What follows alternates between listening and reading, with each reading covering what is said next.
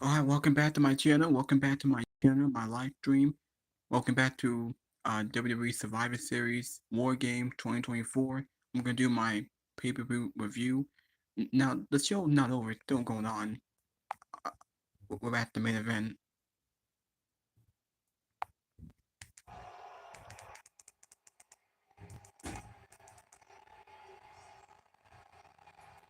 Y'all saw it?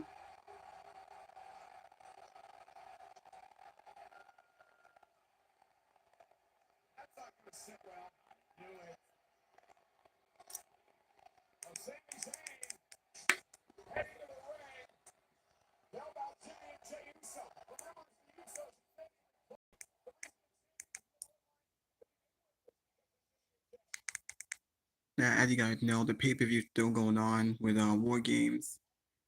Uh, now, I might as well just hurry up with my introduction to start the video. This is Jacob Cast 2024. I'm doing a live stream. We're gonna do the pay-per-view review on WWE Survivor Series War Games 2024. We're in the main event.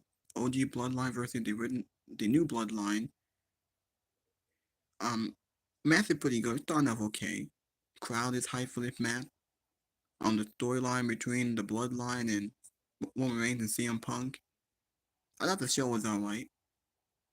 As for the other matches, I thought the Women's War Game were kind of boring up until the ending.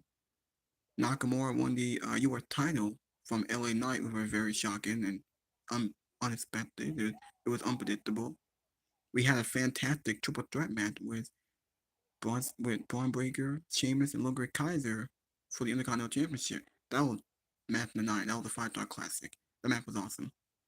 We had a very good match with Damian Priest and Gunther. Finn Balor got involved and screwed Priest once again, so Balor might be getting in the title picture. We might be looking at a triple threat match for December 14th, Saturday Night Main Event. And then for the main event, it's still going on. Can wait how it ends. I wanted to start the video now because I wanted to start it earlier. Now we will talk about everything else on the show, the backstage segments and stuff like that. We will talk about the news and rumors for AEW and for NXT and maybe for TNA.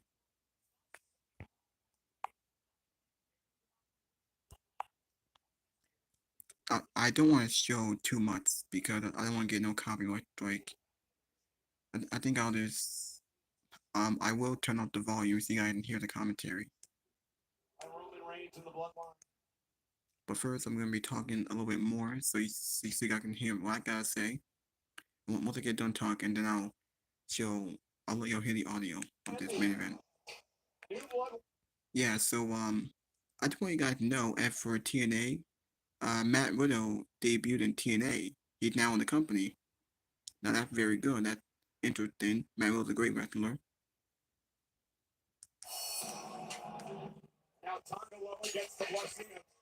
Here's the tribal team.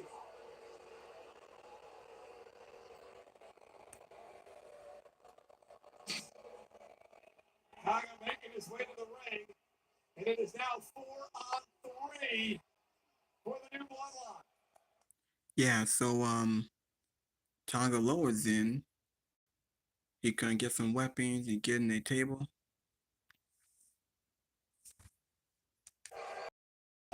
I'm glad that they're using some weapons. They're being a little bit more creative. That there hadn't been that many high spots, unlike in the women's match. But well, none got a high flyer except for the Usos and the Tongas. I can't wait. I'm looking.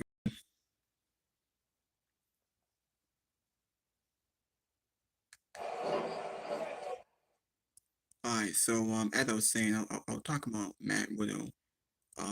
Yeah, Matt Riddle's in TNA. He made debut a few days ago, or I think he already made it. I don't know, but he's in TNA. I probably shouldn't be talking about TNA because no one watches that show. Now, there's more that I will show you, but just not now. I gotta wait for the pay-per-view to end, and then we got the press conference. The press conference. They will have a press conference after Survivor Series is over, where they'll talk about it, and we'll see who's gonna be on it. Um, A savage, but the guy is not a savage. yeah, so, well, you know what? I think I'm just gonna, I think I'm gonna, I'm about to turn up the volume so I can hear the commentary and hear the ring action and the match. Zayn, look at the state he finds himself in. Tyler Waller just crushing Zayn against the cage.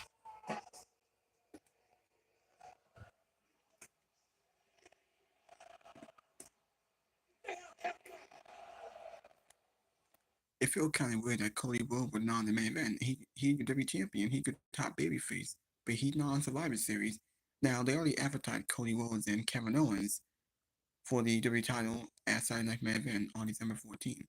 So Cody not on the pay per view, third pay per view in the world where he's not defending the title. At least going to defend the belt. That Solo rescued him. There are a lot of reasons why Jacob Fatu is the way that he is. I can still experiencing it myself. In trouble on the other side of the ring, right there. Even the steel. Usos in all kinds of trouble. They'll finally, it'll be 4-on-4 now. Uh-oh.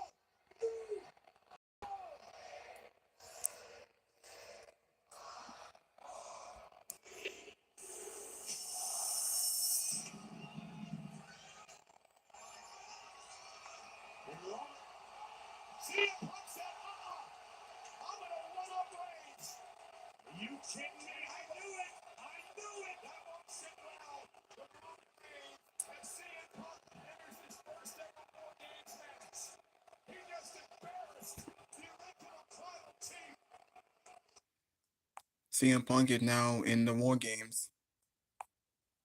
He actually got he just went up ahead and just pushed Roman Reigns out the way.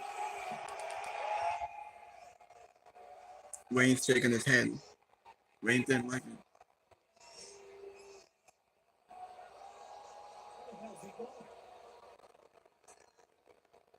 Uh-oh.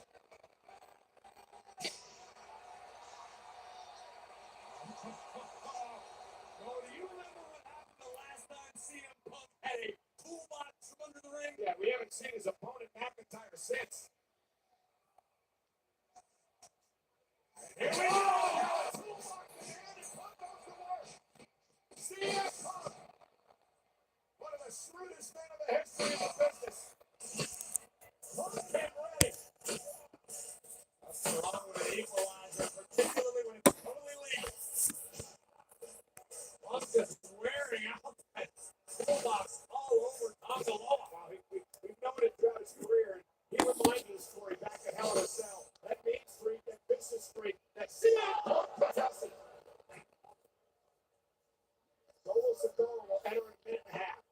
That'll give the new Bloodline their last advantage of the matchup at 5-on-4 for 3 minutes before Roman joins the fray. Big upper, that big knee from CM Punk. Oh, my God! Pontoon's on his feet! Pontoon's on his feet! How the hell is Jacob on his feet? Night, Punk! How is Jacob Pontoon doing this? Because he's not human. Damn. Solo's personal enforcer. Wrecking shop inside Wargames. Solo Sikoa may have secured the biggest acquisition in the history of WWE by bringing Jacob Pontoon into his bloodline. Go ahead, tell me I'm exaggerating. No, I'm not. I completely agree. Alright, Solo gonna come in. It has been a long time since there has been a superstar who is signed. Well, the match is very good. It's very good so far. Solo about to come in right now. Gets a 5-on-4 advantage, last advantage they will have before the Wargames match officially begins. Solo Sikoa, the new tribal chief. For a long time, he was a self-proclaimed tribal chief. I think all that went away back in Riyadh, Saudi Arabia, earlier this month when he pinned that man, Roman Reigns.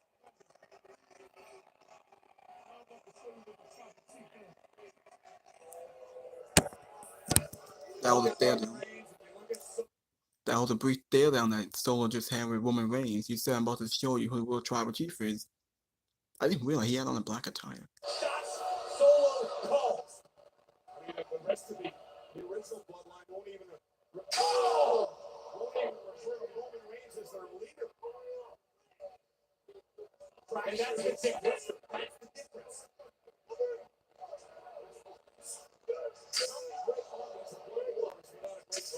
Right? Exactly. I mean, you don't go into it without a leader. Now, Solo using the cage to his advantage. Solo's been in one Wargames match. Interesting note for him. He's the only member of his team who's ever been in Wargames. Old me.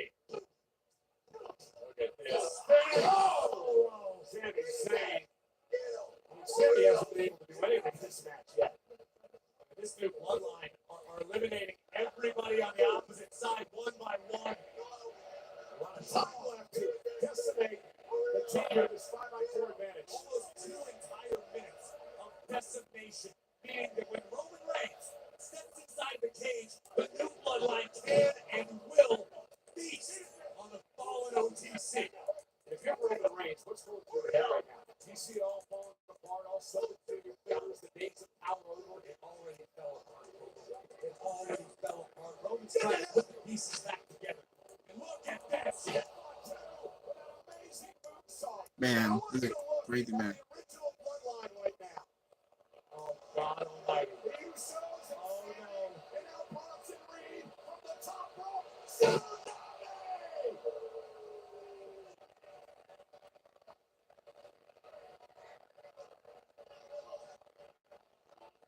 Look how proud Solo Sikoa is of his army. Look at the athleticism of Jacob Fatu. Blowing agility for a man of his size, followed up by a tsunami. A true force of nature. Big Bronson Reed. Damn. Yeah, respect, Punk. I was actually going to show you the beatdown there, how all 5 of the Bloodline standing tall, and they're beating down CM Punk. Roman Reigns about to come out. Will be entered into this match. The Wargames match will officially begin in a matter of moments.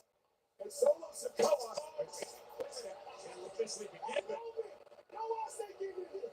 Solo Sikoa is locking the door with his own lock and chain. So Roman Reigns came out of this match. You ain't coming in, boy.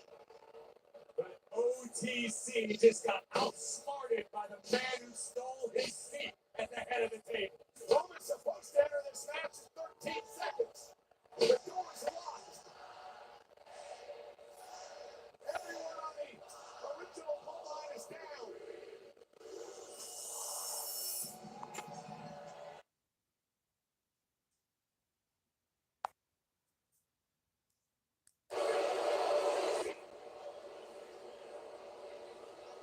And Roman Reigns is holding on to any shred of power by a thread.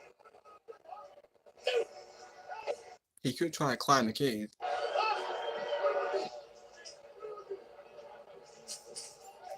Good luck, Roman. And the door is locked with a chain, and he's activating both powers. At this point, Roman's just delaying the inevitable. There is no conceivable way for Reigns to get back into this fight. And at some point, if you're Roman, you gotta start asking yourself, is it good? Or maybe one way to get in.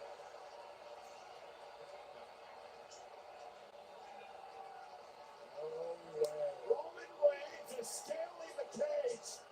Now he's gonna be made at the top. Look how quick Tonga got there. And Tonga Roa as well. Roman Reigns fighting through. He's near the top. He's down at the top of the cage. Big Bronson Reed's gonna meet him there. Roman Reigns bounces Reed. Face first off the cage.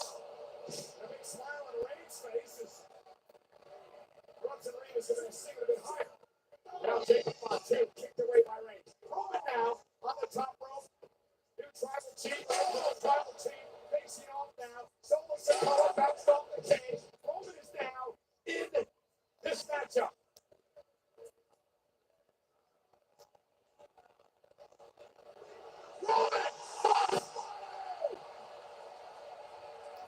That was a great highlight. That was awesome.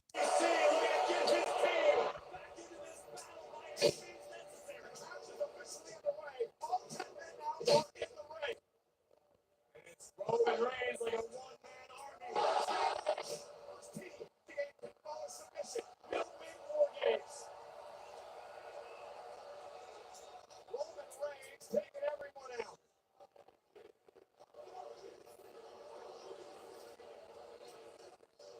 Hey, where's the referee at? I didn't realize that. Where the hell the referee? The original Bloodline helping his cousins to their feet. No interest in helping Punk. Going to help Sammy to his feet as well.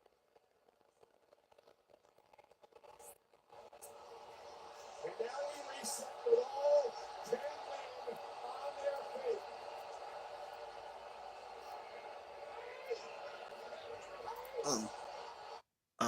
They're Paul Heyman.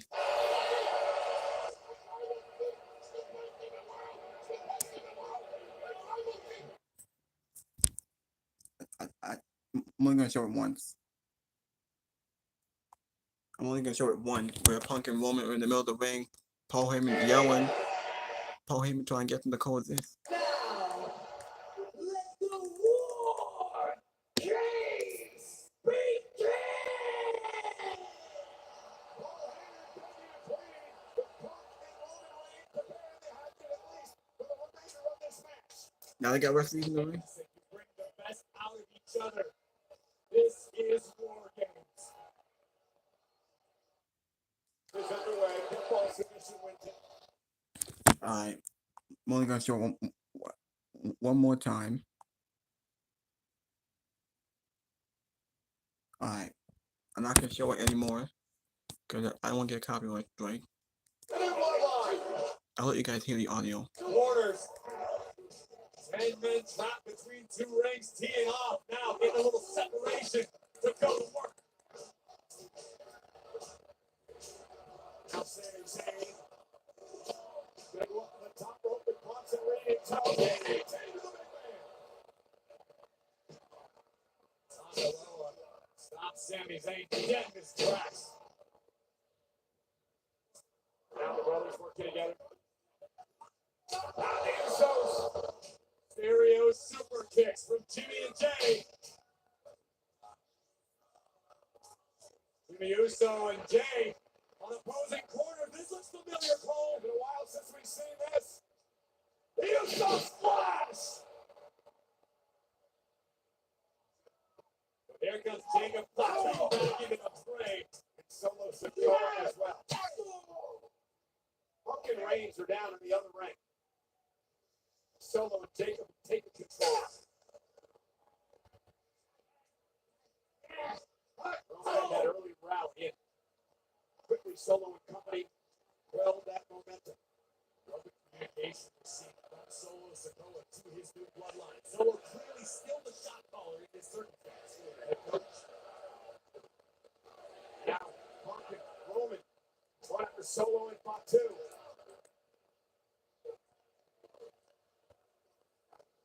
Right by Solo connects. Now Solo going right after the original tribal chief. Fatu buries his shoulder in the gut of Punk.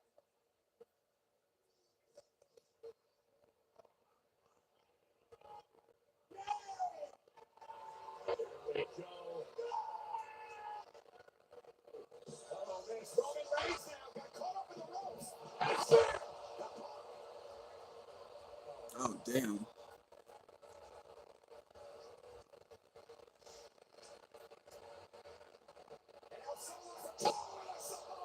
Oh my God, he's gonna do it! By Solo, kick out by Reigns.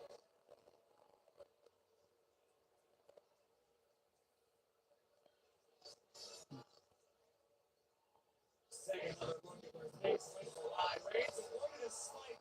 Solo crowded Roman. Roman had to reset before the I can't, whether it was natural, it felt like that was intentional. He kind of hesitated to spear. And now Big Bronson Reed with Punk up on his shoulders. And a Death Valley driver. Jacob Fatu.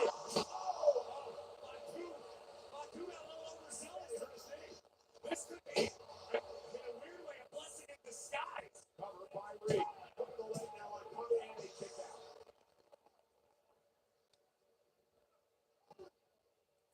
Was that legit or was that part of the story? I don't know. Lost it on that moonsault attempt, and that could be a pivotal point in this matchup. Because I think with a great degree of certainty that if Fatu connects to that moonsault, CM Punk's done. Oh, into the cage. This is an absolute massacre. Roman's team has never been able to get together here. It's been all new bloodline. Reed, Solo working together. We said it from the outset. One team is a team, and the other team is a group of individuals. I know who I'm putting my money on. That being the new bloodline. And look at the wounded werewolf, Jacob Fatu, with one good leg, still in a hurry. Oh, but Reigns went low. Roman Reigns with a low blow. Super kick by Reed squashes Roman's comeback. We said that Bronson Reed would be the difference maker in this match. Setting up Roman Reigns now on the table.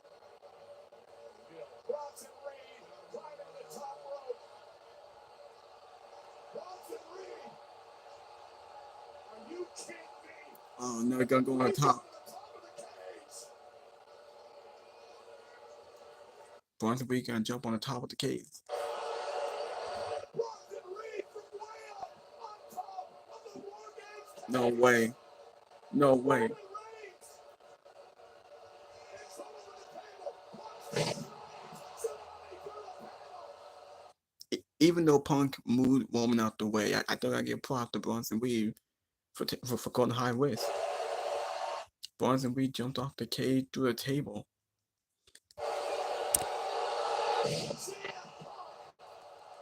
Helping Reigns avoid disaster as Reed went through the table with a tsunami. Bronson Reed was mid-air and somehow Punk had the wherewithal to save Reigns' life.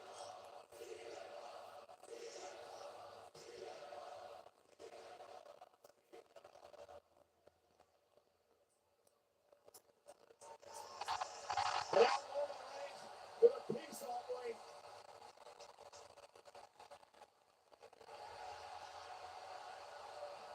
Jacob Fatu. Fatu now continuing this assault on CM Punk. Superman punch! Spiked by Solo!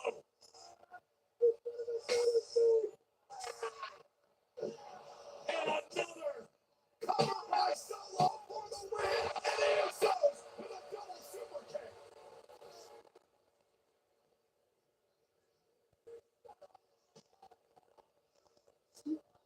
Fatu creating some distance, some separation between the Usos and the rest of the new bloodline. Damn. Oh, what the hell happened? Taken out by the Usos.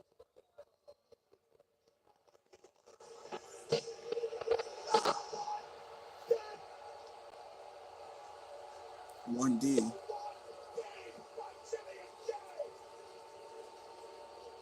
It's been a while since we saw that. Jimmy Uso is fired up and making the clock go.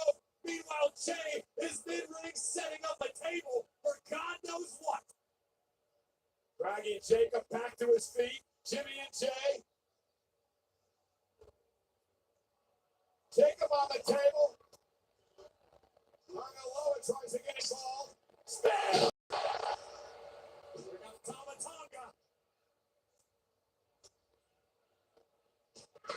into the cage on the other side. Sami Zayn. Thunderbomb! From the top. Maybe not from the top rope. Oh, Jimmy, don't do it. Maybe from the top of the cage. We just saw Big Bro What is Jimmy's next? I think he'll hit it.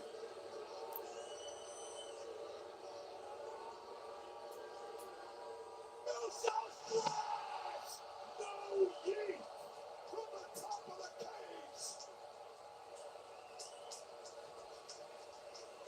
cage! That was awesome.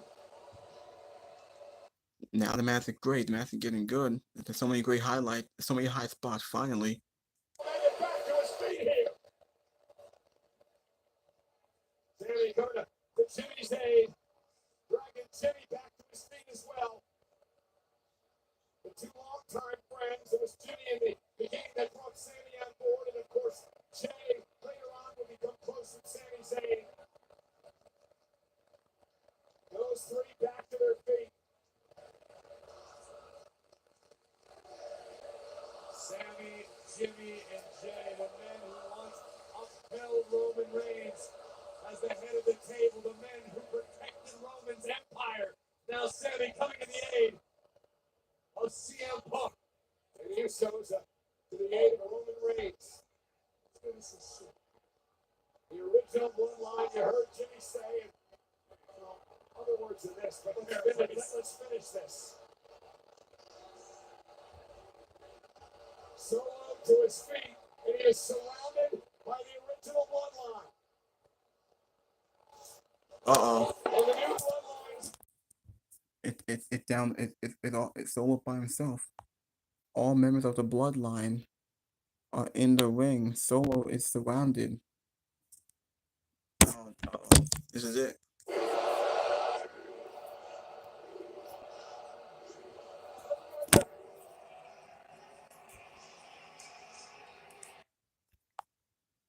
What can happen?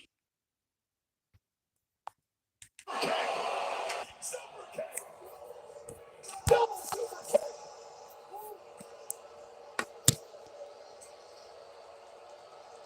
A lower kick by Jay.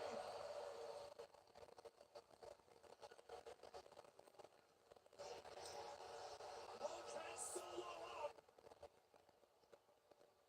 Looks at Reigns. Oh, sleep. GTS. Stop. The spin. Reigns cover. Roman picks Solo. The OG Bloodline wins. Here are your winners. The team of Sami Zayn, Jimmy Uso, CM Punk, the OTC, Roman Reigns, with main event, Jey Uso.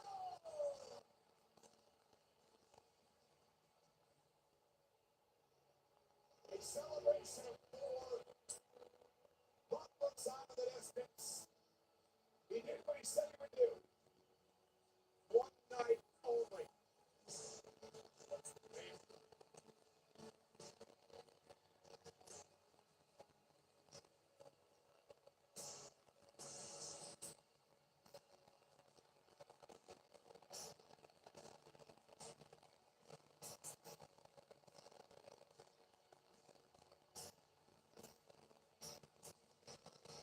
They say no one ever really wins a war. If you're lucky, you survive.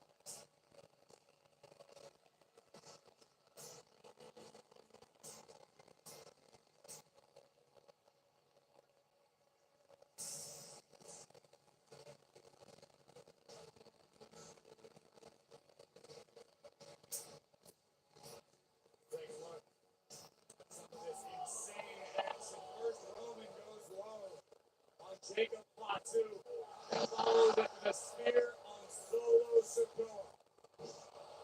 Down goes Roman, and just as Bronson Reed looked to end Roman Reigns once and for all, CM Punk would play savior to the OTC, and Jimmy Uso would follow with an Uso splash from the top of the Wargames cage, taking out the Samoan werewolf,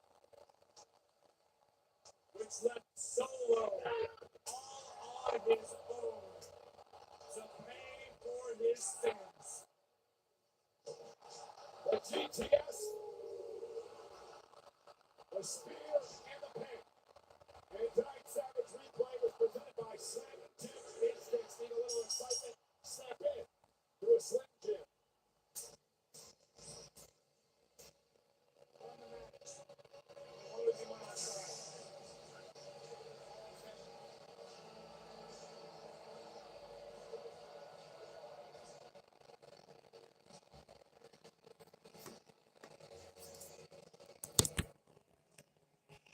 What could happen?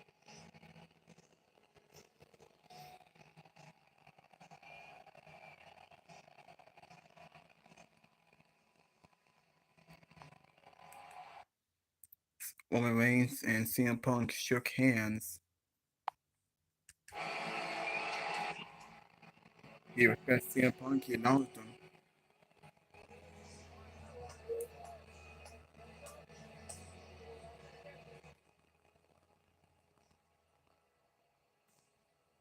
So I guess that's it.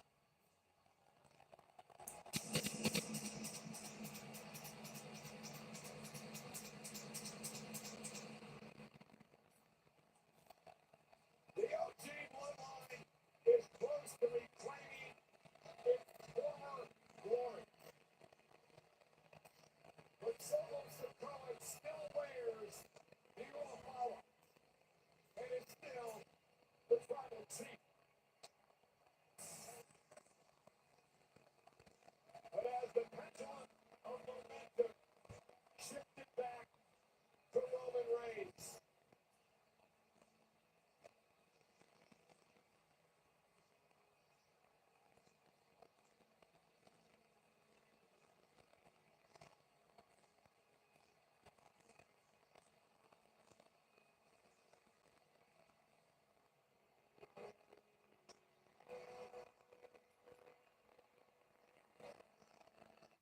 Is the show gonna end? and let's not forget, We see Paul Heyman hug CM Punk. we already said it. But when I need the favor, I'm going to come ask. Paul Heyman still owes CM Punk a favor.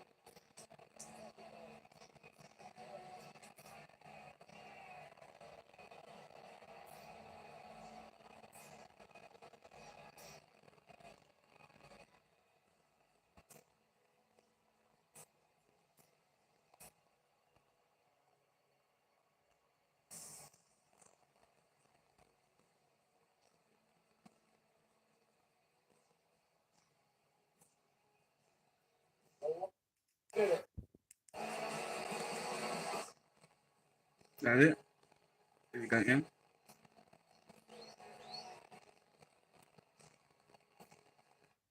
Is something gonna happen? I have a feeling something's gonna happen. If not, and I guess that's it. The show.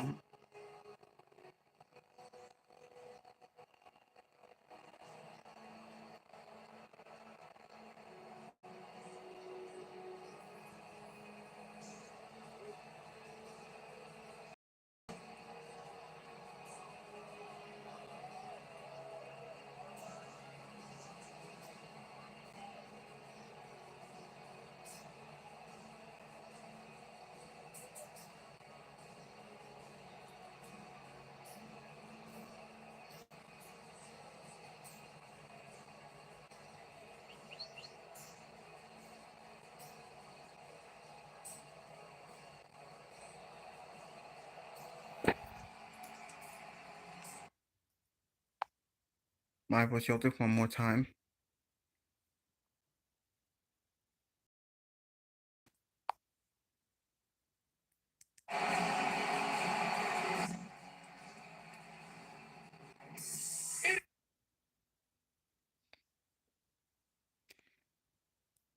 That lasted pretty long than I expected.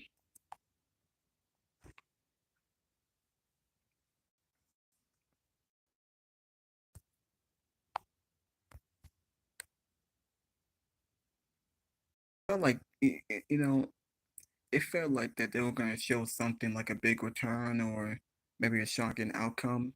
I thought the Rock were gonna show up because that lasted pretty long. After they won the match, it lasted pretty long. They celebrated. Reigns shook hands with CM Punk. Then Punk hugged Paul Heyman, and then we see them walking up the ramp. And then they talk, and then they put their ones up.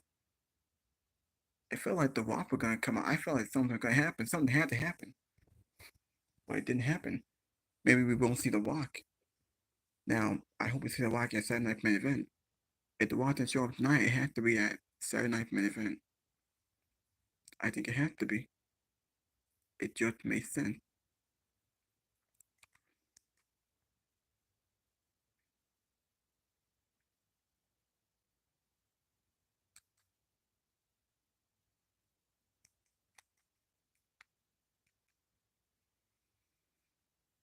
All right.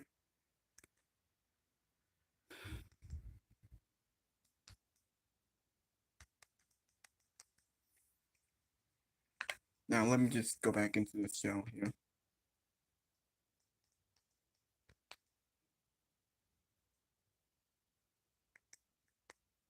All right.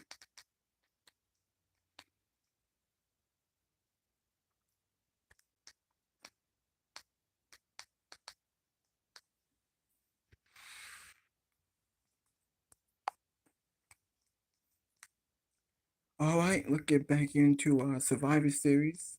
Now that the pay per view is over, I was kind of disappointed that nothing happened. That there was no like shocking ending. We didn't see the Rock show up.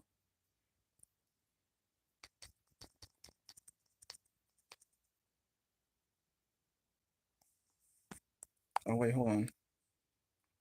We do got the press conference.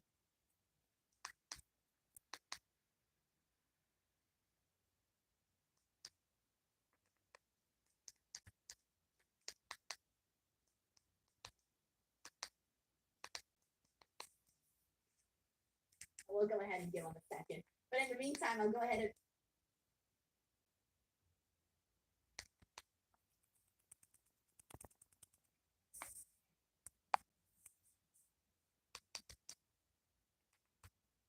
Now I'm going to show you my podcasters and the other YouTubers that did the Survivor Series live stream. My video was sponsored by Denise Salcedo, NC Diamond Diva, Good My Work Commentaries, BC Amplified, and who else? JD from New York, Solomon Sound Off, Fightful Pro Wrestling coming on pretty soon.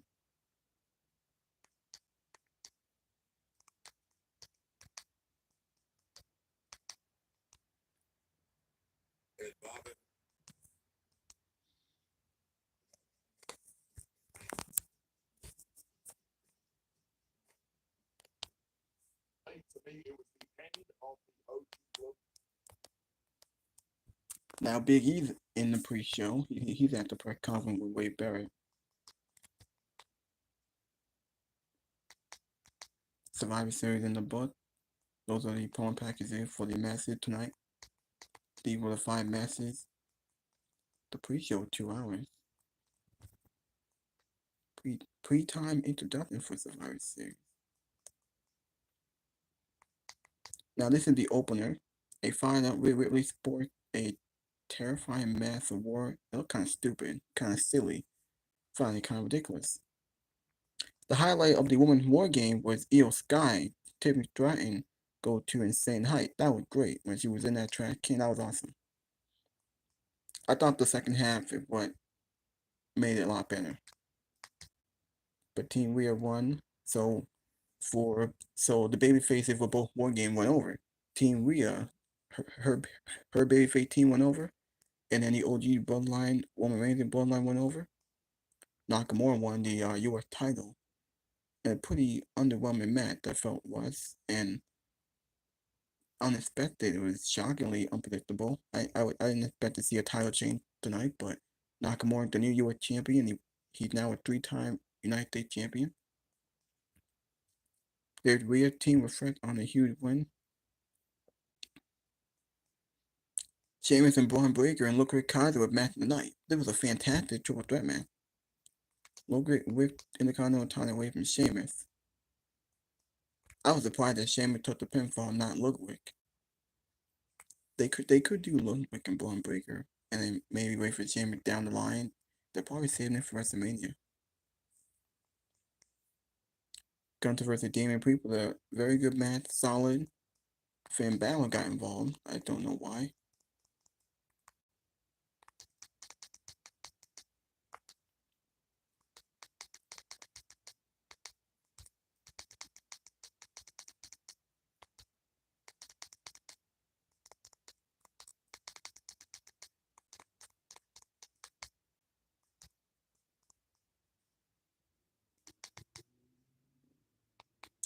Joke Roman. Collision stuff if you want.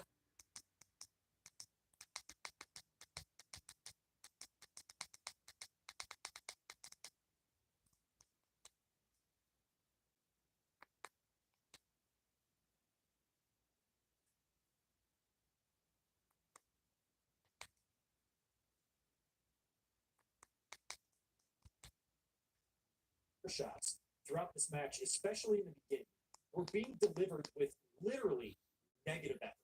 I mean, it was just like tap, tap. You ever remember the Gerald Briscoe chair shot on Austin? I think it was Survivor Series Deadly Game. Like how bad that was. Not let CM Punk walk out of the cage when it was time for him to go in there, and so we kind of little disrespect from Roman first to Punk and then Punk to Roman. But during the actual matchup, an opportunity came where CM Punk ended up helping Roman Reigns not take a tsunami through the table and helped Roman move him out the way. And that was a big change up in the matchup because after that, we saw that CM Punk sort of, earned Roman Reigns' trust, rather, because Roman Reigns did not trust that CM Punk was really there to help them out. And the Roman CM Punk aspect of this ended with them in a handshake. Yeah, that unholy alliance, if you will. And, it's kind of funny because, in a sense, it's two-pronged because, yes, it would have been more exciting and more fireworks if those two were rolling it out at the end. Paul Heyman didn't know who to shoot and everything. But I do think it is the right move to play the long game. I don't think you just bring this in because it just happened. The Punk and Roman Reigns dynamic is now 2 weeks old, and to fast track it when it is something that you can tell a story with for months and months and months. So I do think even if it takes a little bit away from the impact of perhaps the end of Survivor Series itself as a one-off event, I think it injects a lot of energy into WWE storylines going forward because you continue to have this dynamic that's gotten us so excited in such a short period of time play out over a longer period of time. And it would have felt rushed if you went right to Roman Punk right now. So I did like the way that played out. Would it Punk enter first, and Roman was like, "What's up with that?" And the looks around for Heyman, the handshake that takes a second to happen. Heyman again giving us the seed afterwards, saying, or Punk says to Heyman, right, that favor when I need it, I'm gonna come for it, and Heyman says, "You got it." So all those things are foreshadowing what's to come, as is the fact that they were so reluctant to trust each other in the first place. Because even if they don't become full-on arch enemies, they can feud based on the fact that they both want to be the top dog, the tribal chief, and the best in the world, as Paul Heyman put it. But I thought for the confines of this Wargames match, it was actually pulled very well. Yeah, that portion of it, I feel like, okay, now that, like I said, now we know it's not happening so soon, right? Like now we can hold off until SummerSlam, right? Because last night I'm thinking, shit, maybe this is going to happen at WrestleMania, right? Just because of how quickly we were getting there. Now with the way that we ended here things tonight, I'm like, all right, we can stall for a little bit. We can wait until we get there because as of right now, Roman Reigns and CM Punk, they're not best friends, right? Like they're not going to go out and have lunch or anything like that. But hey, at least they're seeing eye to eye, and there's this respect there at least for what they went through tonight with War Games. And at least for the most part, you can assume that this Friday night on SmackDown, they're not going to be ripping each other's heads or going at each other because they're at a sort of common ground coming off of War Games here tonight. So I feel like, all right, maybe this is going to be a safer assumption to assume that this match will eventually go down one of those nights, probably the second night of SummerSlam instead of a WrestleMania match. And then, of course, we still got to wait and see what happens with CM Punk and Seth Rollins and all of that. Speaking of Seth Rollins, no Seth Rollins, no Rock tonight. Were you bummed, disappointed? Did you care? Where were you at on that front? I try not to set my expectations based on speculation. I do my best. Because if you sit there and go, oh, The Rock's going to appear and he doesn't appear, really, when no one has said anything about The Rock appearing, it's just conjecture, then you're always setting yourself up for disappointment. So I like to allow the surprises to come organically. Rollins could have made some sense.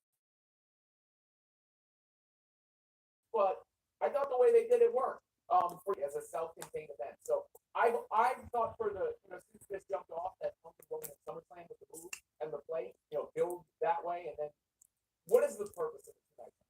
To make there be two WrestleMania. So once you do what you do in Vegas, you're gonna put a lot of blockbuster things on. To have Punk and Roman still in the chamber is a big deal. It's the first two-night SummerSlam. They're gonna want that to go well. So that makes a lot of sense for me there, which means you can do Punk and Seth in the meantime, which we never actually got. But just because Seth didn't interfere here doesn't mean that can't be, that could be fast launch and all that. All you have to do is put those two in the same place at the same time, and you Seth Rollins and CM Punk, and it wouldn't have worked with the Bloodline going over in this sense, the original Bloodline going over. The Seth Rollins thing only works if he's costing Punk and or Roman Reigns or both of them. So if the idea was uneasy alliance, Punk and Roman, old Bloodline gets to win over new Bloodline, then it makes sense. Robin, I feel justified in this because I said, let's not have Seth get involved in this. Seth getting involved in this would just be way too much. And you know what? I'm so glad that they didn't overdo it and have Seth involved in this. I just felt like you're already going to be so busy with all of the people already involved in this Wargames match and the dynamic of Roman and Punk. We do not need Seth Rollins in this particular moment here tonight. So I was actually glad that we didn't get a Seth Rollins involved in here. And I was so freaking thrilled. I was so thrilled that I got a little nervous.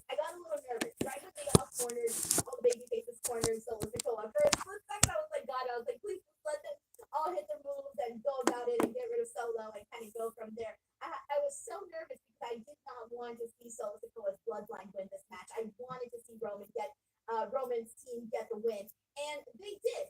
I want to talk about the actual War Games itself. How did you feel about what you saw play out from the beginning with everybody coming in?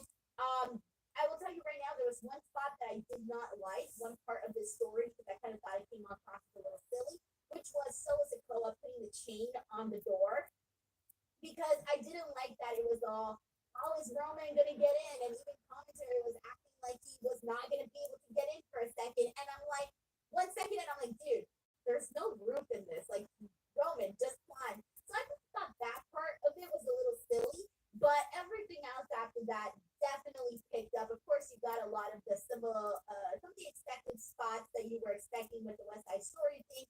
They always do that every single year, but there were a lot of good moments in there. Love the Tsunami Splash. Jacob 5 was insane, Robin. Jacob 5 2 was First of all, they big changed highlight for behind me. us. You changed the fucking Of the men's War Games match, he was great. But what did you think of the body of the actual matchup? No, I thought it kicked ass. And I disagree with you on the Roman spot too, because I'm thinking to myself, oh, they're gonna have him climb? They're gonna make him do the extra work? Yeah, like Roman's gonna climb the cage and then it even put the little thought in my mind, no way. If Roman made us. So I was in a little bit of suspense there. I think so. And then everything else is on the head. The Tsunami Splash with money, through the table spot with money, spots with money throughout the whole thing. And then the crescendo of finishes was executed basically to perfection. Goes through here, Solo Sikoa, right? So I thought all that was done well. A chaotic symphony, if you will. I like that, a chaotic symphony, because the last bit of of them like just all hitting their spots. I thought that was really, really fun. But yeah, there were some things that I wish would have been tweaked a little bit, but for the most part, I thought that we got to the point where at the end of it, you're like, oh, I enjoyed myself. I had a good time. Of course, Jacob Fatu just being insane, and Jimmy going off the top of the freaking splash off the top of the cage. All of that was really, really fun to see. So overall, I thought they did a decent job here with the men's War Games match. Let's go ahead and get into these super chats and see what people are saying.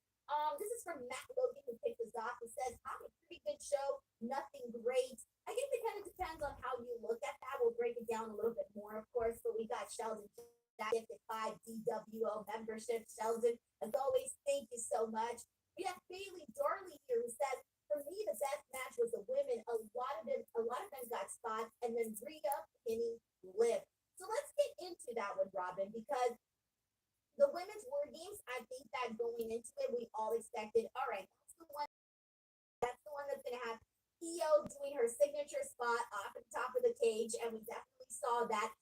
She did her own branded little special trash bin this time, and she did it at the exact same time that Tiffany Stratton did her spot off the top of the cage too. So we got to see both of those moments in sync there. But this is kind of madness in terms of just spots from everybody. I thought Io Sky, along with a lot of people, that Io Sky was the MVP of this match. I kind of wish we got a little bit more moments for Tiffany Stratton, but still, I did think her entrance was really.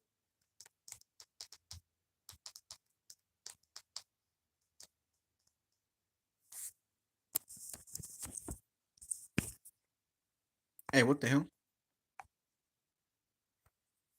I don't know why I keep doing that.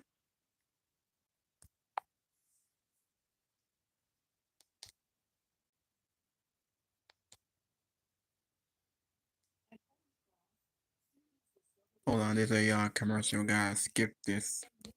Hate when it And does I that. only had the title for like 3 months. I was hoping he would get a little bit. And they come back again. I don't know, WrestleMania or something like that. Punk's returned last year, and number one was the Undertaker's debut. Interesting. I guess why open I can't. Well, I agree. And I think in another time period that would be the opening 15, 20 minutes of it, where Bailey and Nia start off, which it was always going to be kind of a slow start to this match. And not that that's a bad thing. And the men's match had a slow start too, but there was a big difference there, and I'll explain when we get to the men's match. But Naomi comes in, and Candice comes in, Bianca, they do all this trading back and forth. And it was so much of start stop.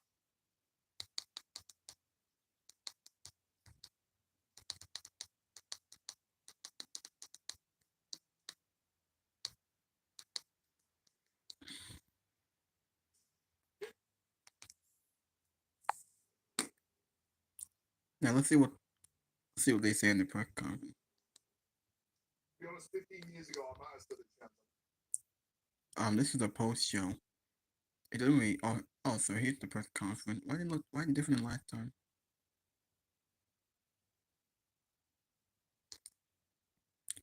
Okay, this is like after Wade Barrett and Big E are at the press conference.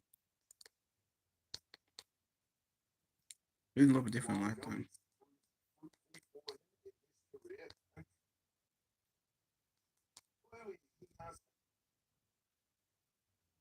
If Big E's a Survivor Series, I'm not wrong. Whose birthday is it? Because I don't know. We got the all 5 women who won the War Games. Whose birthday is it?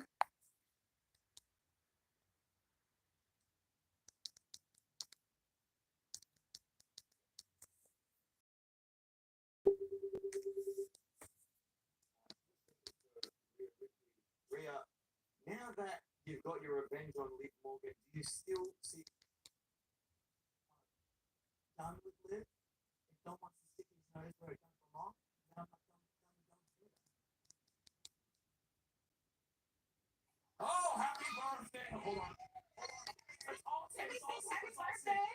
Let's all say 1, 2. Oh, so today is Naomi's birthday. That's why they're wearing those hats. Naomi's birthday today, and so they all sang happy birthday.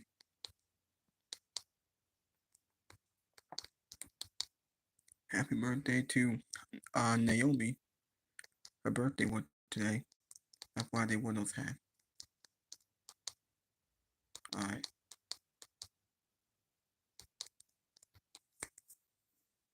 Botches, but for me, it wasn't enough to take me out of the match. I was still fully invested in all of the big moments. Seeing Rhea pin Liv, which Bailey brought up here, I love that because now I'm like, all right, this Rhea Liv feud, it should be done, Robin. Like this should be it, right? I mean, she got her win over Liv, and then she pins her in this War Games match. That's gotta be it, right? Yeah, I mean, well, the championship.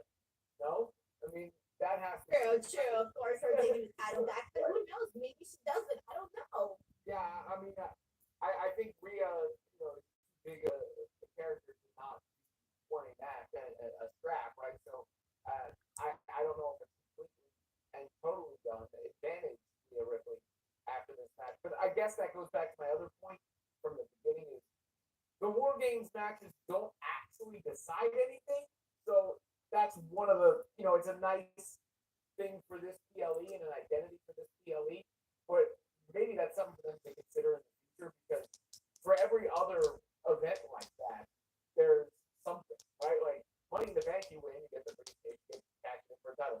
Royal Rumble, you win, you get the main event of WrestleMania. Even now at the Crown Jewel, you get the Crown Jewel championship, or King of the Ring, you're the King of the Ring. All these things have something on the line, and this is just like time to settle the score. We got June Ninja 77 who says Rhea doesn't just have an aura. She is aura. Just simply a star at another level. I love to make them be similar to buddies with a red scar. Oh, hey, that's a really great little shout out that you made there. Dude, I love the mask that she wore. I thought she looked super cool.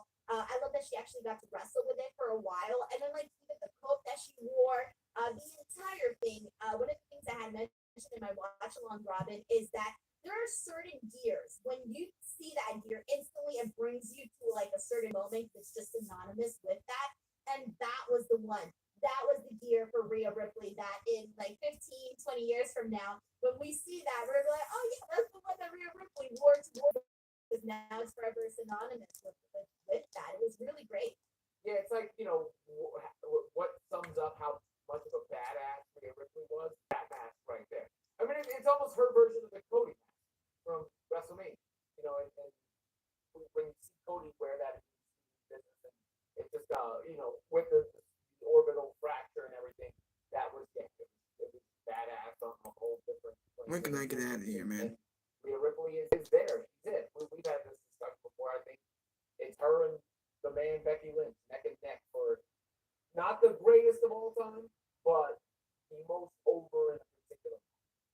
We got Infamous Murder Loco who says CM Punk Roman Reigns elbow leaning knee was awesome. Love the match. Real looking unbelievable. Getting that big riptide on the tables, man. Triple threat banger. Yeah, that riptide, man, that she did on Liv. Oh, that was clean, man. I love the way that turned out. We got Bailey Darling who says, happy birthday, Naomi. Hope you had a great day. It took me a second, Robin, to realize why she was wearing the little hat. And I was like, oh, it's her birthday. Okay. Now I get why she's wearing it. We got Misha Sunrad. Thank you so much to Misha who says, my big pitch for the World Heavyweight Championship is Gunther calling out Logan Paul for desecrating the sacred ring with sponsorships on TWO for life. Yeah, there's definitely was a whole lot of it, basically all over the ring now. Like that's just what we got. I don't know, I'm kind of used to it now at this point, honestly. Yeah, no, I mean, I'm with you there. When you talk about a lot of this stuff and the sponsorships and Prime, I guess, have I ever told you about Prime? No. What's that? In my first introduction to Prime, so it's almost like I remember I was at the pool, I was at the town pool, and the ice cream man was selling Prime, and all the kids were like, "Do we have Prime? Do we have Prime?" And then they came back running down the hill like, "We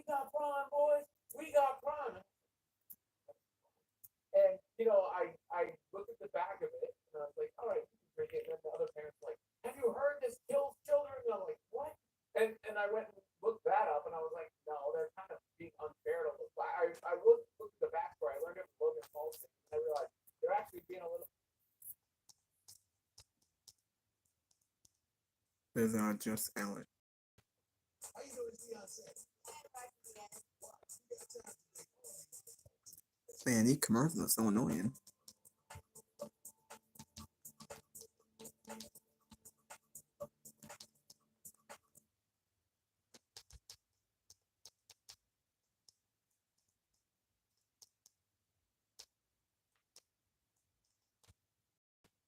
Another pose at at ringside, and then they leave, and the cameras are following him. Punk leaves all the way. He goes all the way to the back, then comes back, and they do the pose again.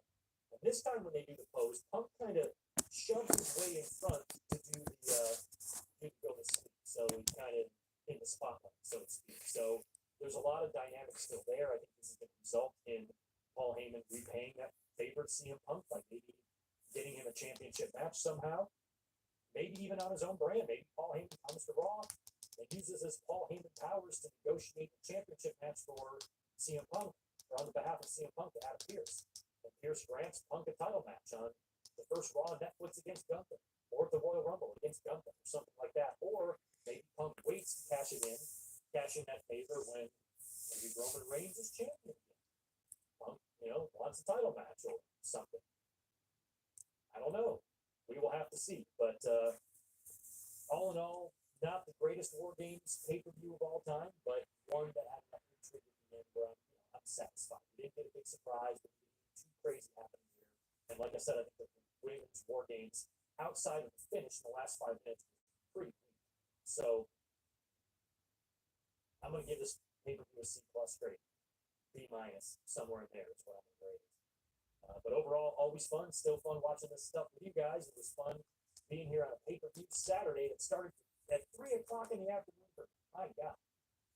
So early. Jacob, Zombie Fighter. What's up, my friend? Thank you for the $2 you think, Rock. But these guys are similar, where we can have a similar kind of match.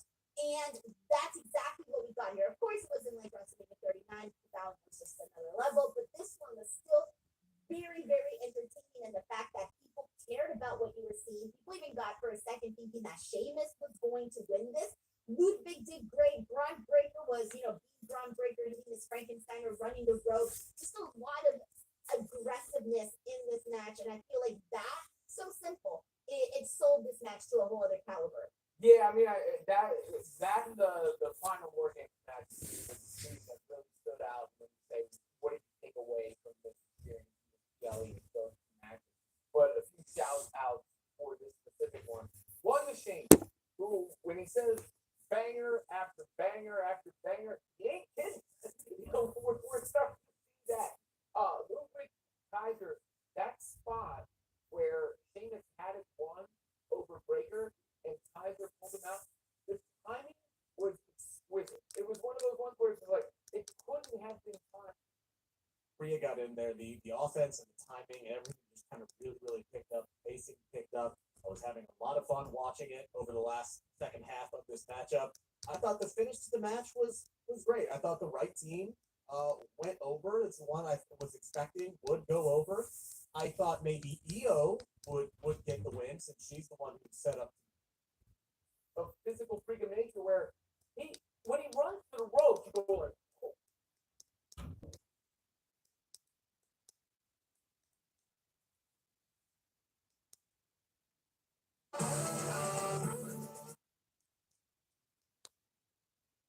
Time for a pay-per-view since 1998. An event that I actually remember watching live. Rock Bottom in Your House that had a buried alive match between Stone Cold Steve Austin and The Undertaker. And it had a WWE Championship match between The Rock and Mankind. And Owen Hart wrestled on that show. So that tells you how far back you would have to go. It's been a long time since WWE was in Vancouver. And honestly, based on the crowd reaction to a lot of the matches on the show tonight, it may be another 26 years before WWE goes back to Vancouver. They announced over 17,000 as the attendance tonight, making it the largest North American arena gate in WWE history. No surprise. I mean, if you look back at the entirety of this year,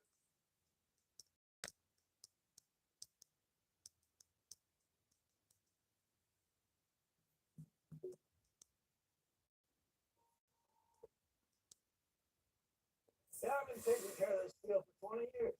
There we go again. For 20 years, I've asked myself the same actual skin. And Braun Breaker gets to win in a showcase way that lets you see everything he's about. But even in the victory, like, uniting with the Usos and Sami Zayn, having to go out and find a fifth man to be on their squad. Nobody wanted to team with Roman Reigns. And Paul Heyman, it took the wise man to come back to find that one guy who was willing to do a favor for a friend and stand side by side with Roman Reigns, and that man was CM Punk. It just so happens that 1 year ago, at this event, CM Punk made his return to WWE after nearly 10 years away.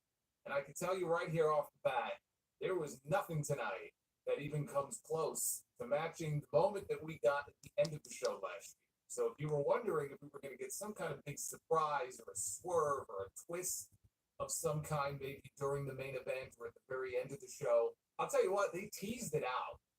The way those guys were just sort of lingering around there at the very end, I mean, they wanted you to think, it felt to me, like something big was going to go down, and then nothing happened. Yeah. It just went off the air. So you didn't get anything like that on the show tonight. Nothing was going to come close to that moment. That honestly is one of the biggest moments in Survivor Series history. So I wasn't expecting anything quite on that level. But there was no Rock. There was no heel turn. There was no backstabbing. There was no betrayal. When we look back at the Survivor Series in 2024, I think the way that I would sum it up, this goes for men's war games and women's war games, really everything on the show, they played it safe. They played it straight, and they played it safe. There was really nothing out of the ordinary. There was nothing to look at and go, oh my God, I can't believe that happened. Or some big twist. It was nothing like that. They played it safe. I figured coming into the show that the baby faces were going to go over on the men's side and the baby faces were going to go over on the women's side. That's exactly what happened. Both the men's and the women's matches. But in the men's War Games match, the match delivered.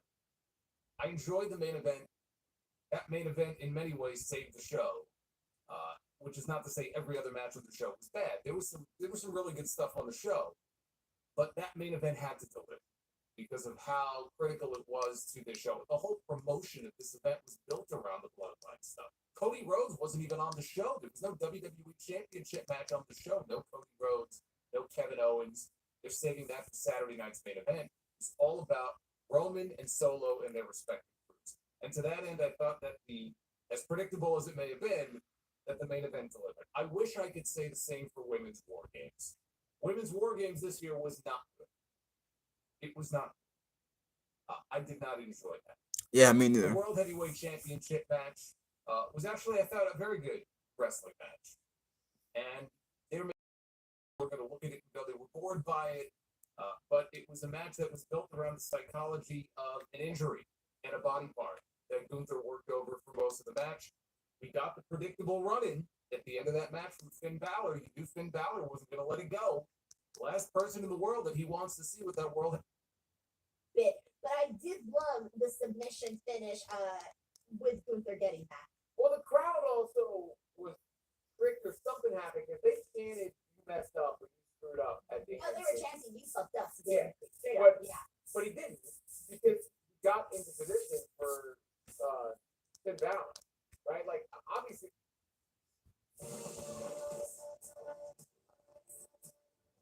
My biggest slang thing.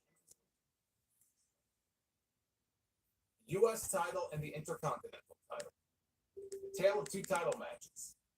Nothing wrong with the U.S. title match, but it wasn't anything exciting. It wasn't anything special. It was, as I sometimes describe these things, a TV match. It was a match that could have been held on SmackDown. On the other hand, the Intercontinental Championship, that title has not been defended on a PLE since SummerSlam. That title does not get nearly the love that it deserves on these bigger shows. So I was happy to see this match get added, and I'm glad it was, because this show needed a match like that. This show was on the fast track to nowhere until that triple threat match, and that triple threat match was fucking great. No time. Watch, I guess, because I didn't.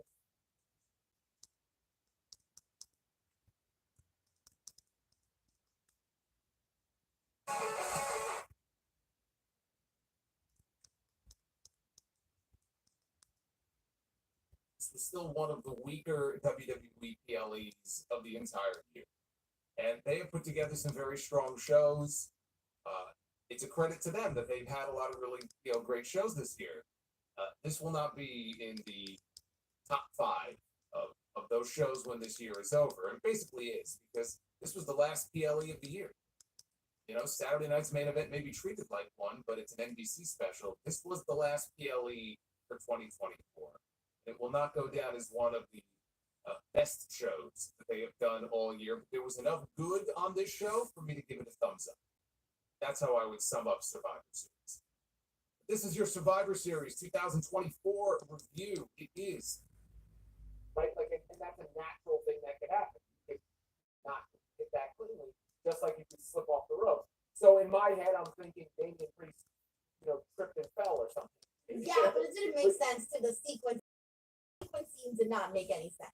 It was almost like, all right, we skipped the scene. Like, what happened in between there? Because how did we get there from there? And then obviously you hear the crowd chanting, "You fucked up," which they actually saw what actually happened there, and the viewer didn't. So that's the part that kind of took me out.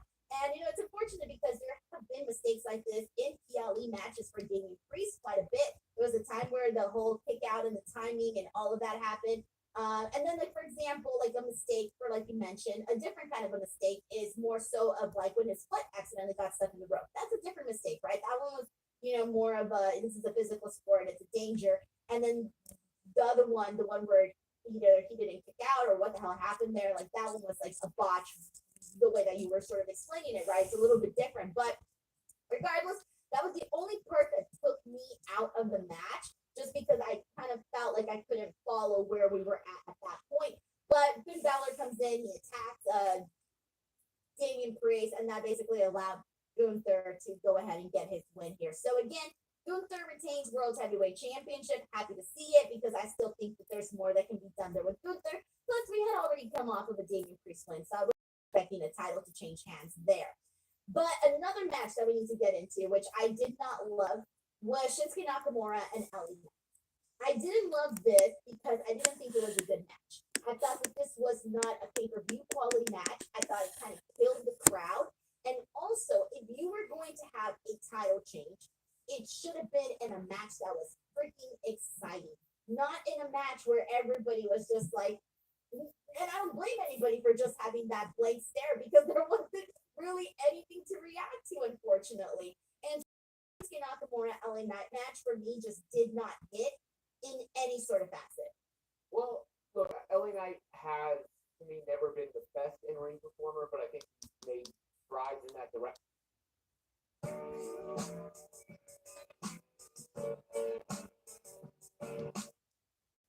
And indeed, that could only mean one thing. I've never really gotten Shinsuke Nakamura. I know he's been like a cult hero and internet wrestling fan guy for the longest time. Never been quite my cup of tea. But I'll say this for it.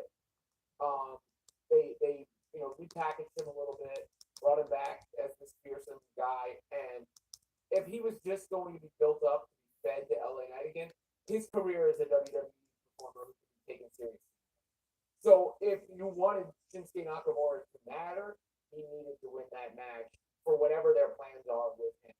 What this means for LA Knight, I don't know. I agree with you. It was a mid-match at best, but I'll at least not come away with a complete bad taste in my mouth, because I'm curious what they do with LA Knight next, and if they were ever going to have future plans for Shinsuke Nakamura, he had to win that match, because otherwise, it's a joke. Otherwise, I said Jobber Nakamura before, that's what he would be, because every time he'd be in a big match, he would lose, and to come back the way he did this time and then lose again that quickly. Exactly. And this storyline, now there wasn't really much of a storyline. It was rushed. It was made Nakamura came back 3 weeks ago. He attacked LA Knight. He attacked him again. He beat Andrade. Their first win. That was their first match since April, and he won this match out of nowhere, shockingly. Nakamura shouldn't be booked like how Bray Wyatt was booked. When he's in big feud and he loses, he only did it put over the newer talent and the baby faces. Like his feud with Seth Rollins He lost. He feud with Cody Rhodes. He lost. Now he's in a feud with LA Knight. He can't lose again. That was a killer career even more. Yeah, LA Knight, it would have been the end. I think sort of the saving grace in here is the new character direction in which they're going with Shinsuke Nakamura. Because if we were still seeing the same old Shinsuke Nakamura that we had been seeing, who had been treated like a kind of like even to the mid to low card for the longest time. So that guy defeating LA Knight would not have been good whatsoever. But again, my whole thing is, okay, fine. I wasn't crazy about the idea of Shinsuke Nakamura defeating LA Knight, but let's just say, fine, I'm good with that idea. At least the match should have hit. The match should have hit. There should have been, the moment where you start to get hyped up of like, oh shit, the build up to, hey, I think Shinsuke Nakamura. First half of it, and then you had that one. It didn't set the tone that great for the rest of the festivities until you got the triple It threat. took people out of the show for a bit. Like that triple threat match brought people back.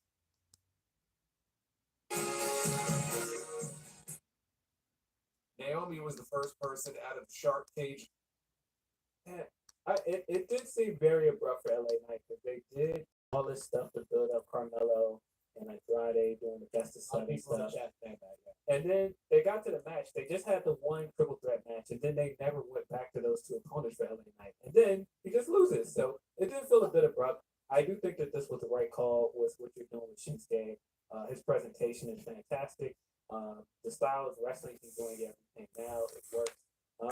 Well, yeah, I do feel like I'm dreading this as well. This was right after the presentation for Nakamura. The promo they got because the entrance itself is first US title, with the Knock America stuff, and he, for some reason had on like an American bandana, like Joel Santana for some reason.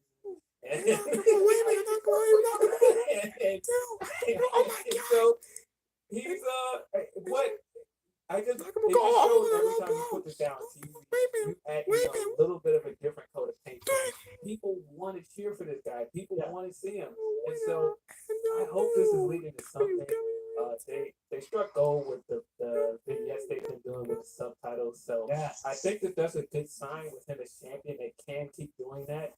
So hopefully, with that presentation in mind, there'll be something with this, and it won't be the same that we've seen before.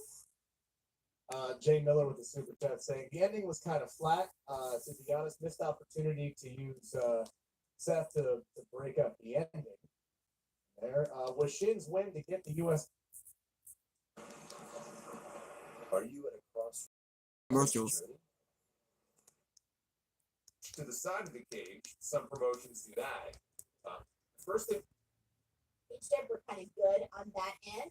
For the U.S. Championship, hell, you never know. I think that one could move around a little bit more. I don't hate Carmelo Hayes for that. That makes sense. But also, I think Dominic's the future world. I think he's so over that, and it's so hot for him that it's you've got to capitalize on that while he's still in this growing phase of his career. Now, it take the time to get there, but if you were telling me to bet yes or no, Dominic Mysterio is going to hold one of the big guys, and I believe that. Yeah, that's for Carmelo. Yeah, dude will get there. So you Doug Super, thank you so much for the super chat. I appreciate that. Alrighty, so I think we covered everything on this show. Did I miss anything? No, that was it, right? I don't think It's weird, right? I feel like I was missing something, like there was something else to talk about, but no, that's literally it, everybody. That was Survivor Series War Games. So of course, match of the night, or rather matches of the night, were for Robin, it was the triple threat and the men's. For me, it was the triple threats, the women's and the men's. So overall, I had a good time with the women's War Games match. I did have a good time with that. But that's it, guys. All right, before we go, just a friendly reminder that tomorrow I am officially beginning a WrestleMess. So for those of you who do not know, again, December 1st through December 31st, I am going to be dropping a daily video here on the channel. And then December 2nd, this Monday, I officially bring the Raw post show here to the channel. It'll be myself and Santi Zach hosting that. So make sure you guys come in and check that out. I can't wait to spend Mondays with everybody here on the post show. Robin, what do you got going on? You can check out my YouTube channel, Robin Lundberg. Also, Women's Fast Break on SI covering women's basketball over there. I tell Raj how you plug his channel. It's Raj-Talk. Raj Talk. And he does a lot of wrestling stuff over there. He also usually gives the matches a star rating after each match and will build up as it's of JD from NY, you're always going to leave with the same sentiment. You're always going to leave with the same feeling. Hey, man, I don't like this guy. I think this guy's a piece of shit. But at least he's open and honest with everybody and he doesn't bullshit people. I'd rather you fucking hate me. I'd rather you hate me for every other fucking reason. Don't hate me for my honesty. Don't give a shit. Don't give a single fucking shit. Always open and honest. With how hot WWE is, I can't help but feel disappointed by some of the happenings on tonight's show. I did not feel the same excitement coming out of last year's show as I did coming out of this year's show. I don't know why. You would think that WWE is the hottest ticket in town and that they filled 17,000 plus, somewhere in the vicinity of almost 18,000 people inside this venue tonight. Inside this venue in Vancouver, British Columbia. Almost 18,000 people. You would think that the price of admission for this show tonight, the WWE would blow everybody away with the 38th series ended. Survivor Series. I didn't really feel that spark tonight, man. Me neither. I didn't. Yeah. You want me to sit here and pull something out of my ass and just present it to you guys? You guys want me to be one of those reaction streamers where they fake all their reactions? You want me to be that? Or do you want me to be upfront and honest with you and truthful with you? The spark wasn't there. It's not me. It's not me. Largely, I've enjoyed the WWE product more than the AEW product. I've enjoyed the WWE product. Have there been a couple of fucking stinkers in between? Absolutely. I mean, these tape shows are doing the product no good at all. But I get why they're doing it. Everybody can't wait for the Netflix premiere on Netflix, January 6th. The spark wasn't there. I don't know what it was. Could have been a myriad of things. Crowd was fucking boring. 18,000 people, man. You would think that I was watching a fucking episode of Dynamite on Wednesday night. 18,000 people. I mean, they couldn't be bothered with some of this fucking show to react. At one point, I'm saying to myself, this is 18,000 people. It sounds like fucking 3,000 people. I never heard 18,000 people that quiet in my entire life. Don't know how many times they're going to tell you when the crowd reacts, we react. When the crowd feels, we feel. When they're loud, we're loud. Spark wasn't there.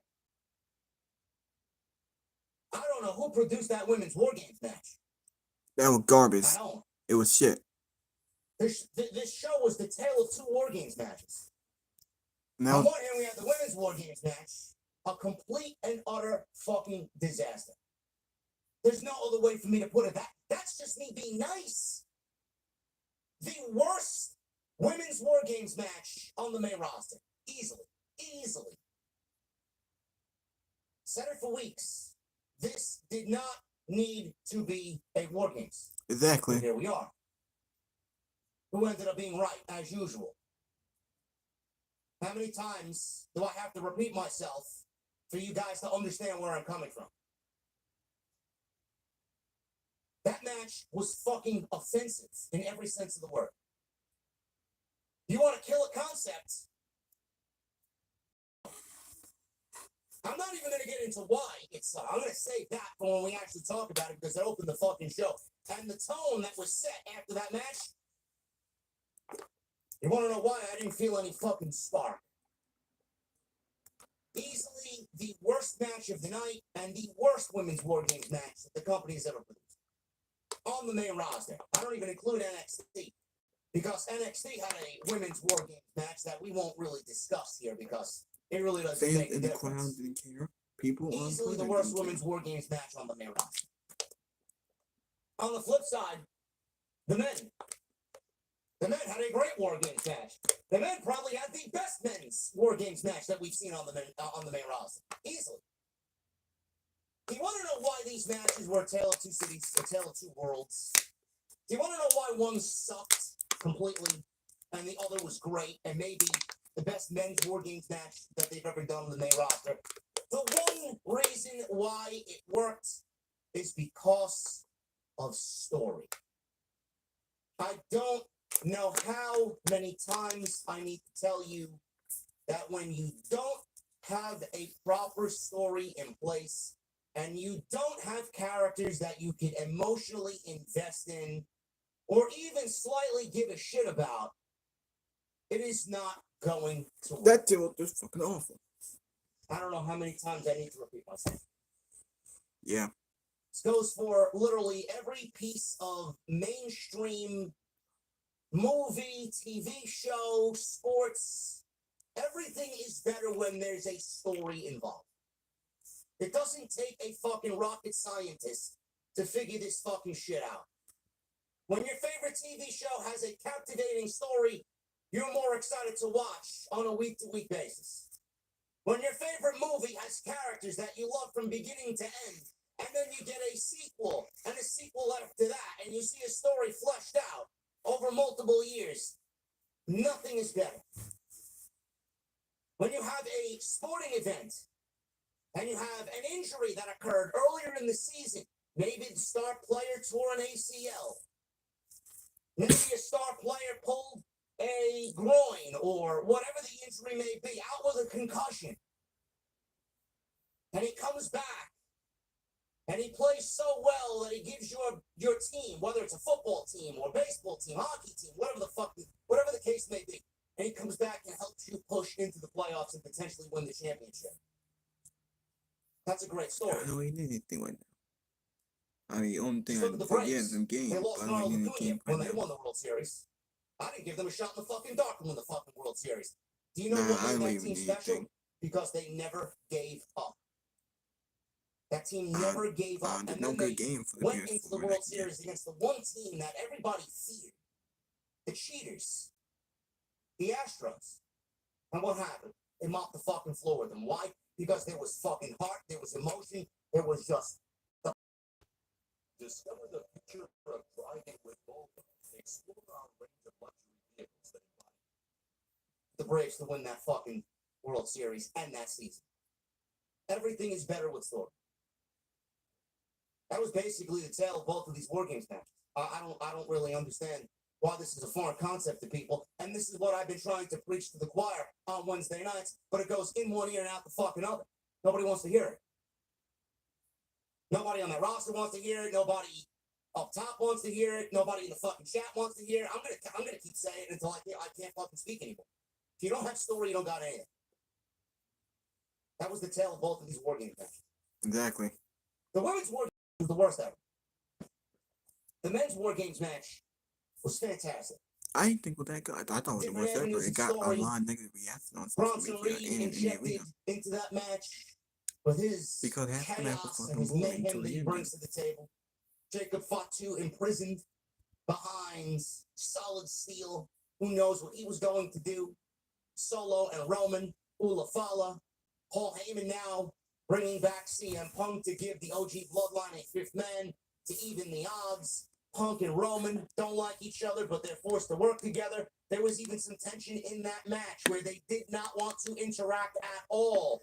Roman made it very clear he didn't want CM Punk on that team or in that moment until Paul Heyman came out and was the head coach of the situation and got everybody back together.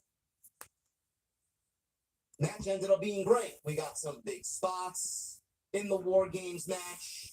We got the emotion. We got the crowd behind it. We had characters to emotionally invest in. Everything was great. Multiple stories coming out of that War Games match. With an ending, I'm going to be honest with you. With an ending to the show that I was slightly disappointed about. Now, I didn't really want oh my God, The Rock is going to be there. I simply made a prediction. I thought that we'd see The Rock at the end of Survivor Series because of all fucking shows. We saw Rock at the end of Bad Blood. So I figured we'd see The Rock at the end of Survivor Series, and they played it out, man. It was almost like watching the credits to a movie, and the credits were never ending. And WWE had the camera linger and linger and linger on the Bloodline as they posed in the ring, and then they all, one by one, walked out of the Wargames cage and all hugged Paul Heyman. And then they walked up the aisleway very slowly, and Jimmy Uso needed to be carried out of the match because apparently he broke something. He got injured. And then they stopped at the ramp, right at the beginning of the ramp, right before the curtain. And then they threw the ones in the air. And then the show went off the air. I'm sorry I can't help myself. I'm sorry if I'm disappointed there. You would expect something to happen the way that they fucking lingered on the Bloodline. Oh, it's just master storytelling. No fucking shit, man. I've been watching Triple H do this type of thing since the Black and Gold days. But that doesn't make it right because they saved the big surprise for 2 weeks from now, or saved the big surprise for the Netflix premiere on January 6th. They got me, I guess. Okay. But the way the show ended up and how hot WWE is, you would expect something as a major surprise. Plus, the Survivor Series is basically the beginning stages of building towards WrestleMania. And legitimately nothing happened at the end of the show. So pardon me if I ended up feeling a little disappointed. I have every right to feel fucking disappointed. I was disappointed with most of the show. So what? Outside the 2 Wargames matches, I felt like the in-between was really good. Shinsuke Nakamura and LA Knight. Very good 10-minute exhibition. They wrestled for the United States Championship. The outcome, kind of bizarre, kind of confused by the outcome. All night I had people telling me, oh, they need to establish Nakamura. Oh, they need to make Nakamura look strong, coming back with a new gimmick. What new gimmick? It's the same fucking gimmick we saw him last time with. Why do we need to establish Nakamura? The first 2 times, they established Nakamura as a loser. I don't want to get too far into it, but taking the title off of LA Knight after a not so exciting United States Championship title run to put it on Nakamura after what Carmelo Hayes and Andrade did and not put it on one of them, I find that to be a problem, bro. Don't at me. I don't give a fuck if you like Nakamura or not. I don't. I think Nakamura is well past whatever WWE is trying to do with him, and I think Nakamura is fucking lazy, to be honest with you. He's not as exciting as he once was. And I'm sorry, after multiple presentations and multiple restarts, that I've given up personally as a fan of WWE pushing Shinsuke Nakamura. I'm well beyond that. I also don't give a shit what you like or don't like about LA Knight. I don't. Now, it could lead to something. It could not lead to something. I don't fucking know. We'll talk about it a little bit later. Very bizarre booking decision. Braun Breaker, Sheamus, and Ludwig Kaiser. If you really want to boil it down to which one of these 5 matches stole the show, you're looking at it. Might be a little bit of a controversial hot take, but I'm going with the Intercontinental Championship match as my match of the evening. Braun Breaker is fucking great. The kid has done no wrong since he's joined the main roster. 0. Sheamus is incredible. Someone like Sheamus is so undervalued by the fan base that they genuinely don't know that they're watching greatness every single time the guy steps into the fucking ring. He also does no wrong. And then you got Ludwig Kaiser, who every single time he's in there wrestles his balls off. Once part of the best tag team in all of NXT. I thought they were pound for pound the best tag team in WWE, him and Giovanni Vinci, when they were Imperium. I think they both have great breakout potential. One clearly is not doing much of anything. The other, as showcased tonight, is showing you why he's great and will be great. They fucking killed it. And for the first time all night during that match, Vancouver felt like an 18,000 seat Survivor Series crowd. And then we got Damian Priest and Gunther for the World Heavyweight Championship. I thought what they did was great. I thought what they did was better than what they did at SummerSlam. I thought this was Damian Priest's second best match in all of 2024. The only match that I thought Priest had a better match with was against Drew McIntyre. And that was at Clash at the Castle in Scotland. I thought this was his second best match of the entire year. And I thought what they did was bring the crowd back down to earth before we get all the plunder in the main event. Meaning they sold a body part, they sold an injury. Priest went full-on babyface and did what he needed to do to gain sympathy from the crowd.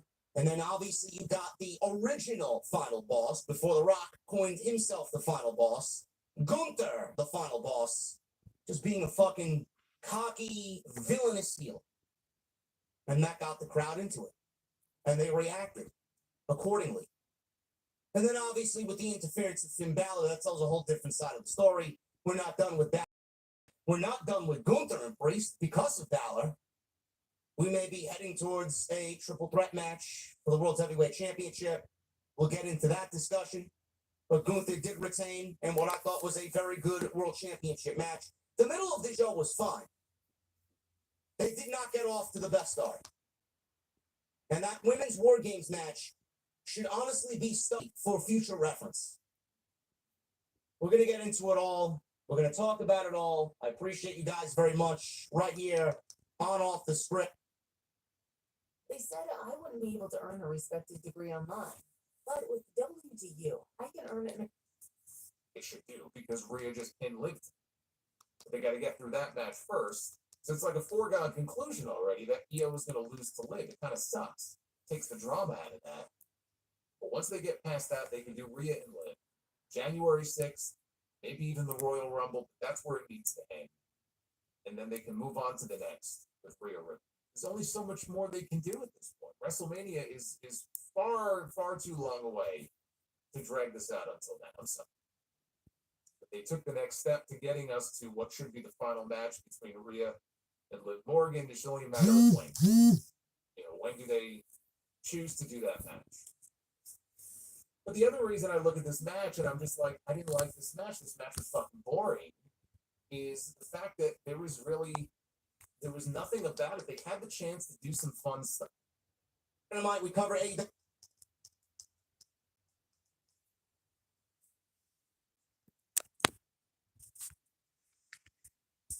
Now, this was Bad Days. Executive footage. The one little sister watched the video with us. The post show is now over. It was only like an hour. Now this is Bad Days. Now they put it on live TV. This was in executive footage. Damian Priest initiates a huge parking lot assault on Finn Balor. So those two are still gonna feud. CM Punk and Roman Reigns team and Evans Wargames win. CM Punk defied Roman Reigns. Like they said, it was Naomi's birthday, which is why they won. To celebrate on her birthday. Roman Reigns scaled the cage to begin with.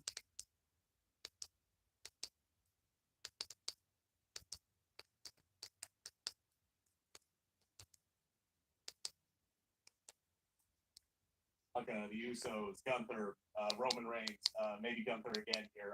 I'm not. It's kind of different and kind of unique. No, it was more of the same. I like the finish. Rhea Ripley putting her through the table. Right, you can save 60... Well, I think I made this video long enough. I might end the video. Until next time, thank you for watching. Thank you for all the support. Leave a comment. Hit that like button. I will be back with more. I will see y'all later.